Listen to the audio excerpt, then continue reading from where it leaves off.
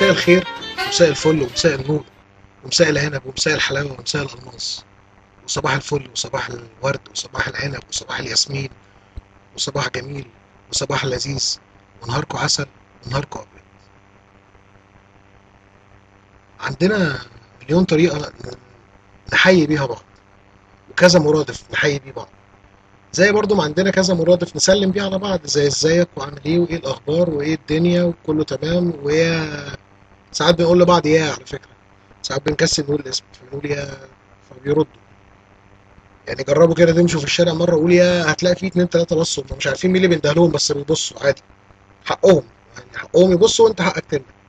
المهم عشان ما نخرجش بره الموضوع، عندنا مليون طريقة نسلم بيها على بعض وعندنا مليون طريقة نطمن بيها على بعض، والموضوع دوت حلو مش وحش. بس زي ما احنا اتعودنا ان الشيء اللي بيزيد عن حده بيتقلب لضده، لان احنا تقريبا بما اننا البلد المضيافة الجميلة الحلوة اكرم شعب واحلى شعب وكل الكلام اللي احنا بنقعد نقوله ده، زي ما بنشوف كده كل يوم الصبح الناس وبنصبح عليهم وبيصبحوا علينا، سبحان الله هم الناس برضو اللي ممكن واحنا راجعين في يوم من الايام من الشغل نلاقيهم هاريين بعض ضرب في الشارع، خناقه. عارفين يعني ايه خناقه؟ متخيلين يعني ايه اتنين يقوموا يضربوا بعض في الشارع؟ يعني متخيلين الفعل ده يعني شايفينه قدامكم لما بتقعدوا تتفرجوا على اتنين بيضربوا بعض في الشارع كده؟ وعلى فكره خلي بالكم من حاجه، ان احنا لما بيبقى في حاجه زي كده انا ببقى دايما من الناس اللي بتحب تتفرج. في ناس بتحب تخش تحوش، انا بحب اتفرج زي ناس كتير جدا بحب اتفرج، يعني بيبقى الموضوع ممتع. ولما تلاقي بقى في خناقه في حته تانية تلاقي ان انت وانت معدي عايز تبص كده من الشارع، كلنا بنعمل كده على فكره مش انا بس يعني، في ناس كتير، بلاش عشان التعميم يعني. بس الموضوع فعلا غريب ولازم يتدرس ولازم نفكر فيه شويه. يعني ازاي احنا كل يوم بنسلم على بعض وممكن نلاقي المنظر بتاع الاتنين اللي بيضربوا بعض في الشارع ده؟ انا ما شفتش المنظر ده قبل كده في اي مثلا فيلم اجنبي، غير اتنين من افراد مثلا عصابات ولا واحد ضرب واحد بنيه وخلص الموضوع على كده. لكن الخناقه عندنا ليها شكل تاني، او العركه بيبقى ليها شكل تاني كده، ليها طعم، يعني ملهاش دعوه باللي احنا بنشوفه في السينما، لان انت ساعتها بتتفرج على الحدث لايف من غير تذاكر، تقف تتفرج اتنين بيضربوا بعض لايا كان السبب بقى. ايا كان السبب، خسروا بقى مع بعض في الضمنه، واحد بيهزر مع التاني ما استحملش الهزار راح ضربه، واحد عرف ان هو ماشي مع واحده هو يعرفها فراح ضربه، اي حاجه يعني اي حاجه تحصل عشان نتخانق مع بعض وخلاص. بس تاني يوم الصبح او بعديها بيومين ممكن تلاقيهم قاعدين وبيصبحوا على بعض برضه، مساء الفل مساء العنب تعشى شاي تعشى بالصنعه وخلص الحوار على كده. وبعديها بكام يوم برضه تلاقيهم بيتخانقوا مع بعض، يا اما هما الاتنين يعني بيتخانقوا مع حد تاني بره. عارفين ليه؟ تخيلوا ان احنا من ضمن الثقافه بتاعتنا او الامثله اللي احنا عرفناها من واحنا صغيرين، اشهر مثل طبعا عندنا انا واخويا على ابن عمي وانا وابن عمي على الغريب. هو في اذى في الموضوع، يعني هو لازم يبقى في اذى، يعني انا واخويا على ابن عمي. وبعد كده بقى رحنا عملنا ايه عشان نزود الخلاف اكتر؟ قلنا ان مصارين البطن بتتخانق. يعني مش كفايه الخناقه اللي عاملها انا واخويا مع ابن عمي وانا وابن عمي هنعملها مع الغريب، مصارين البطن نفسها بتتخانق. يعني انتوا عايزين ايه اكتر من كده؟ يعني مش فاهم. مصارين البطن بتتخانق يا جماعه، محدش فكر في الموضوع ده بجد؟ مصارين البطن بتتخانق؟ يعني ايه مصارين البطن بتتخانق؟ انت وصلتني لمرحله ان انا مش طايق نفسي. وده نوع من انواع الناس اللي انت كل يوم بتصبح او بتمسي عليها وانت رايح بتعمل اي حاجه، او بمعنى تاني الناس اللي انت بتحتك بيها يوميا.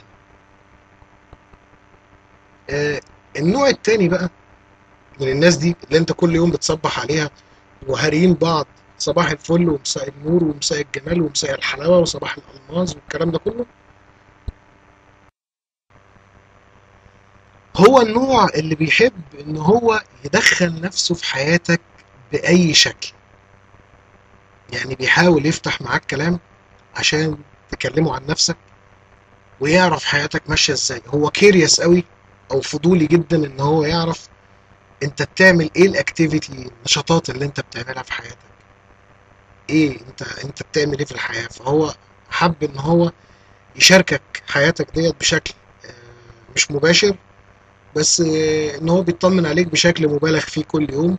وممكن وانت داخل البيت يحاول يوقفك عشان يتكلم معاك، انت طبعا بتحاول تخلع وما تقفش وما تتكلمش عشان دماغك، لان هو اكيد هيكلمك في اي حاجة يحاول منها يعرف انت بتعمل ايه في الحياة، فانت خلاص حفظته فما بتتكلمش. في ناس تانية بتحب تتسحل معاه بقى في الحوار دوت، تقف ترغي وتلاقي كل واحد بقى منهم عارف ايه اسرار التاني، وده حوش كام وده عمل كام والكلام ده كله.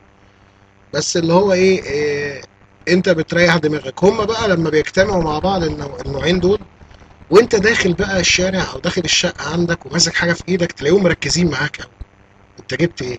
يعني فاهم، تلاقيهم باصين على الشنطة وهم بيسلموا عليك، يعني باصص على الشنطة وبيسلم عليك، يا حاج عامل ايه. واحيانا بيبقى باصص على الشنطة من وانت جاي من الشارع، ولو الشنطة شفافة وشاف مثلا فيها كيس مكرونة ما بيديهاش اهتمام، بيبص لك انت وهو بيسلم. لو لقى شنطة غامقة بقى بيبقى عايز يعرف فعلا ايه اللي جواها، يعني بيبقى ناقص ان هو يسألك انت جايب ايه. وهي دي برضو نفس نوعية الكائنات الخرافية، اللي لو انت مثلا ايه انت بتتكلم معاه وازيك وعامل ايه وخلاص على كده، وانت هو كيرياس بس على حياتك وحياة الناس التانية، لان هو مش بيسلم عليك لوحدك. فبالتالي مثلا ممكن تلاقيه يوقفك في يوم من الايام بيكلمك على حوار واحد اتجوز، وتلاقيه بيقول لك ايه، ابقى بارك له عشان مراته حامل. طب انت عرفت منين؟ ما انا سألته عادي كده، يعني سألته السؤال يعني اللي هو بيتكلم بمنتهى التلقائية، انا سألته. يعني هو حاسس ان ده واجب عليه ان هو يسأله. انتوا متخيلين؟ انتوا متخيلين احنا متدخلين في حياة بعض لأنهي درجة؟ اعتقد ان مفيش حد بيعمل كده تقريبا، لدرجة مثلا ان انت ممكن تلاقي احد هذه الكائنات المتواجدة بكثرة في المحروسة وام الدنيا بشكل عام، اللي تلاقيه بيقول لك مثلا ايام الثانوية العامة، ها بقى هتخش ايه؟ تقول له مثلا ايه، انا عايز اخش اداب. يقول لك قسم ايه؟ تقول له مثلا قسم انجليزي. يقول لك لا لا، تاريخ، ممكن تطلع مدرس تاريخ تبقى كويس. هو ده طموحه على فكرة، يعني هو ما اختلقش حاجة، هو بيتكلم ان هو لو مكانك فعلا هيخش تاريخ. انت شايف رؤية تانية، بس هو لازم يبيض عليك في حاجة. هي دي نوعية الناس على فكرة، اللي هي في نفس الوقت بتكون نسيج ام الدنيا. ده نوع او نوعين، في انواع كتير قوي.